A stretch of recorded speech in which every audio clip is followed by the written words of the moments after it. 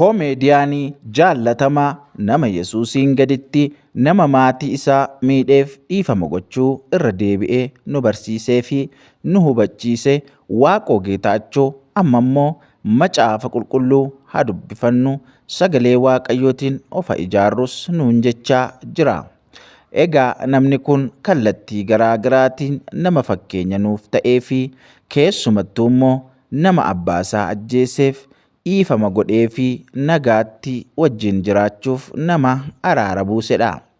Obboleessi kun kallattii garaa garaatiin nama waan baay'een irraa baratamudha.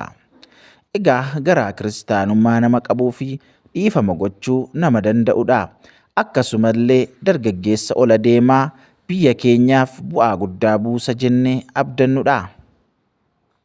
Maarree egaa nuti kiristaanonni keessumatti obboleessa kanarraa dhiifama gochuu fi garaa dhiifamaa obboleessa kanarraa akka barannu isiniif dhaamna. Inni kara biraan immoo guyyaa har'aa artistiin duraanii namni sirbaan beekamu amma immoo paaster faarfataa Abitoo Kabbadee waldaa Ifa Fayyinaatti tajaajilaa ture. Innis immoo akkas jechuun dubbate. Waggaa 30 oliif biyya lafaaf sirbeera. Garuu immoo bu'aa tokko hin buufanne. Waggaa 30 ol biyya lafaaf hojjedhee humna koo fixee bu'aa isaa dhabeen deebi'ee gara Kiristoos dhufe. Amma garuu nagaa guutuu fi gammachuu guutuun qaba jechuun dubbate. Egaan paaster Abitoon nama jaallatamaa fi tajaajilaa ayyaanni Waaqayyoo irra jirudha. Dur biyya lafaaf sirbaa amma garuu Yesuus Kiristoosiif nama faarfatudha.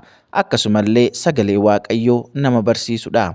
Faarfannaan isaa nama baay'eedhaaf karaa Kiristoos akka dhufaniif daandii ta'eera. Waaqayyo baraaf jireenya keessan haa eebbisu. Waaqayyo ammallee namoota akkasiinuuf haa baay'isu. Egaa miidiyaan kun Gonfoo miidiyaadha. Miidiyaa keessanidha. Sabiskiraayib gochuu hin dagatinaa. Hordoftoota keenya akkasumallee nama biraa bira akka ga'uuf sheerii godhaa. Eebbifamaa.